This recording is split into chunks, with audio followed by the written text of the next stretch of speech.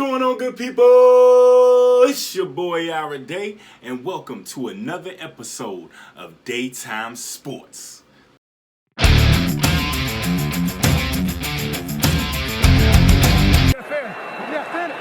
Olawale in now as a fullback, the former Raider.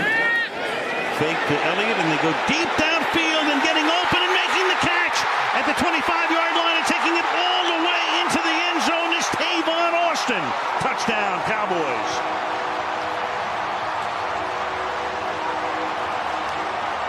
Where was the element of danger in that game last week? There wasn't one.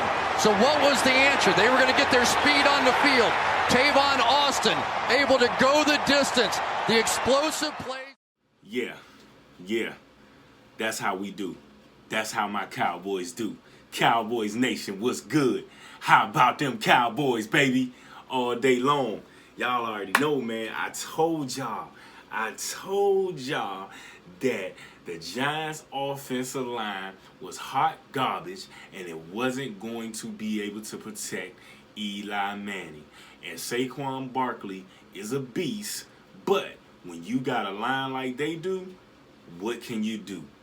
What can you do? Come on now. I love this thing, man. I love this game. This game brings people together. It's amazing. That's all I can say. It's amazing. But let me get into my Cowboys. Look, one thing I got to say, that first play, that deep pass to Tavon Austin, man, we got to get that boy more involved. We got to get him more than 18 snaps. He had 10 snaps the first week. He had 18 snaps this week. We got to get him more involved. I mean, and I'm gonna be real about something. It's not because of the deep pass that he had at the beginning of the game. That comeback route, that stutter go comeback route that he had later in the game, that was a precision route right there. That was beautiful. But Tavon Austin, and Michael Gallup. Listen, the other receivers, we got a lot of different receivers, man. But we drafted that boy. He a young boy. We drafted him in the 3rd round. The other receivers are not that much better than him, if better at all. So the fact that you have receivers, and don't get me wrong, I like all of our receivers. I like Allen Hurns. I like Terrence Williams, even though a lot of people just tired of him. I still like him as a receiver. But they not just over the hill tops better than Michael Gallup. And because of that, I just feel like we need to get that young boy some more snaps, man. We need to give him some more snaps. We need to put Tavon and Cole Beasley in at the same time. Put them boys on the outside. I like the play calling at the beginning of the game. Second quarter, middle of the third, kind of got a little, pretty much the same old. But at the beginning, at the end, got the ball moving again. Did what we had to do. Defense, boy, I'm going to tell y'all right now. And I know it was just against the Giants. And, their offensive line is not, but even in the first week against the Panthers, our defense has been balling. Right now, we're in the top 5 in pretty much every category. I feel like we can keep this thing going. Like I said before in my early predictions, I feel like we can keep this thing going. I feel like our defense is going to be on another level this year, and they proving me right, and I love it. You know what I'm saying? Let's go. Come on now. Yeah. I love it, man. Cause the Giants, man, they got a long way to go, brother. It's amazing how, cause the defense still not bad. They just changed to a 3-4, so I think they still getting used to it. I think they still getting used to that scheme, that 3-4 scheme from the 4-3, but it's amazing that you got that many weapons on offense. OBJ, Saquon Barkley, Sterling Shepard, Evan Ingram. You got that many weapons on offense. But because your offensive line sucks so bad, it's really nothing that Eli can do. And, people say, oh, Eli washed up and all this other stuff. I can't stand the Giants. And, I talk trash and all that stuff, but I'm just going to be real. I don't know. I don't think Eli washed up. It's just the fact that he has no protection. Kind of remind me of how Romo was for most of his career when he had no protection and we had to draft all them offensive linemen in the first round. Just thank God that we hit on all the offensive linemen that we drafted in the first round. But let's go. Come on now. That's game one. I told y'all that's the game one, Cowboys Giants. I told y'all we was gonna win that thing. It wasn't, I ain't got nothing else to say. And we going to the Seahawks next week. We gonna win that one too, because they offensive line horrible too. I mean, Russell Wilson been sacked 6 times in each game. So overall, he been sacked 12 times in 2 games. That's ridiculous. But it is what it is. I don't care. You know what I'm saying? Let's go. D-Law. Let's go. Taco Charlton. Let's go. Woods. Let's go. Let's go. Randy Gregory coming back. Let's go. Let's go. Dorrance Armstrong. Malik Collins. Tyron Crawford. Hot boys. Let's do it, baby. Come on now. But that's all I'm going to say about that game. I'm just excited. My boys won. I'm good. Let's do this. The next game, Jags and Patriots. Now, we already know Saxonville. We already know, man. Jacksonville defense is the truth. I will say this, though. If Blake Bortles continues to play like that, that's going to be a tough team to beat. And not only him playing like that, because every quarterback, unless you Aaron Rodgers, Tom Brady, Drew Brees, those are the only elite ones that I believe that are in the league. But every quarterback gonna have their bad games and things like that. But you want them to be as consistent as possible. But the fact that his coaches believed in him, which they hadn't shown before, I don't care what nobody say.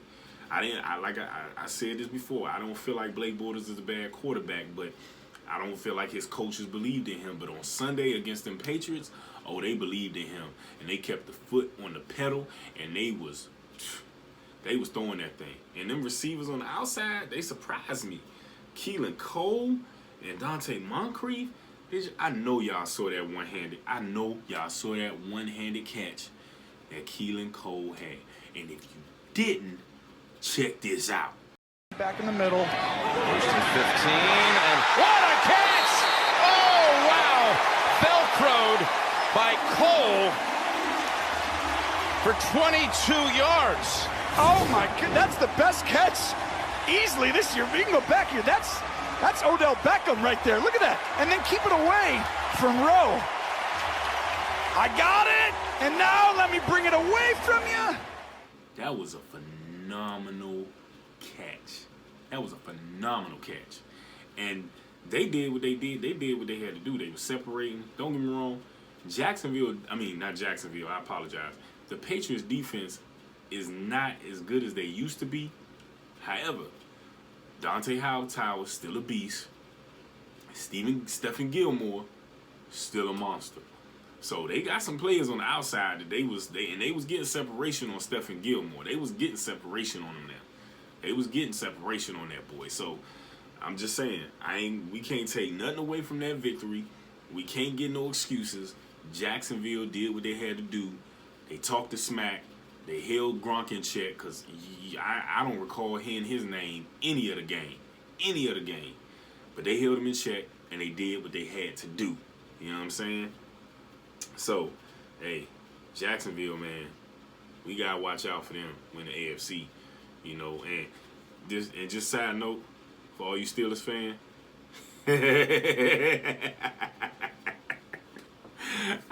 y'all already know I'm a Cowboys fan, so I can't stand the Steelers, man. That's just historic. That's a historic rival right there. Can't stand them, and I hope they lose on Monday night, even though I don't think they are against the Bucs. But whatever. I hope they do. I hope they start all 0-2-1. Let's go. Come on now. Come on, baby. All day long. Now the last game, the Eagles and Bucs. I was boosted on that whooping that them Bucs put on the Eagles, baby. I was boosted. First play of the game, 75 yards to Deshaun Jackson. Again for Jameis Winston, suspended for the first 3 regular season games. Fitzpatrick Going deep to Deshaun Jackson on the first play from scrimmage. The former Eagle is inside the 10 and takes it all the way 75 yards for a Buccaneers touchdown. Wow, I can't say I was expecting that, Kenny. Let's go. Come on, baby. Come on, baby.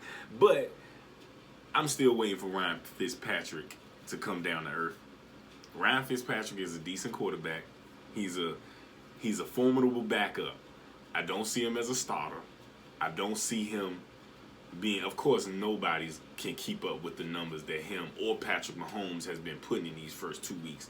Nobody can put that up every game for 16 games.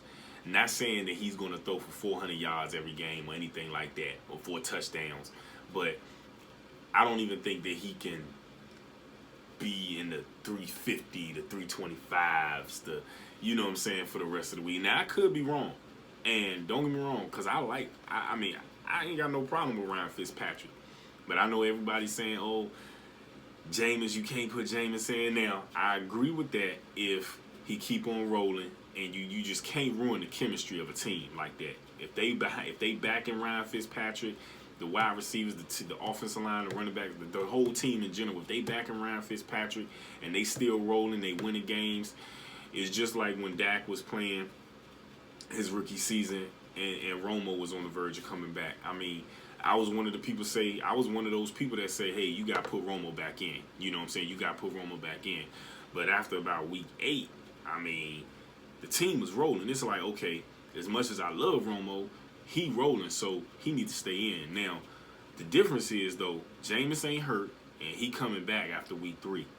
Now, do you put Jameis back in if they 3-0, or do you just put him in if they lose on Monday night against the Steelers, and then you put him in? But if they win, do you leave him on the bench and be like, hey, you know, Fitzpatrick got the high hand right now. We gonna leave him in, and you just relax and chill, and you know what I'm saying. We just gonna do what we do. I mean, how y'all feel about that? I want to know, cause I mean, you know, leave something down at the bottom. Let me know, cause that's kind of tough for me, because Jameis is the future. Even though he's, oh my gosh, again, I'm a Florida State fan. He's done some knucklehead stuff, but I mean, he's a good quarterback. Whether you like him or not, he's a good quarterback. Still got some maturing to do, still got some growing to do, but he is a good quarterback. And I do believe he's a better quarterback than Ryan Fitzpatrick. But right now, take nothing away from Fitzpatrick, man. Or as everybody's saying, Fitzmagic. The boy balling, man. You gotta give him props and give him credit where credit is due. The boy is balling. Like, I mean, and that's it is what it is. But that's all I got for y'all today. I hope y'all enjoy, man. Daytime Sports 24 NFL edition. If you have any questions, any comments, leave it at the bottom. I want to hear from y'all. I want to get back with y'all. If y'all want me to talk about anything, let me know. And I'm going to do it. You know what I'm saying? Because this is about y'all. This is about the people. So I'm going to get at y'all. Y'all have a blessed week.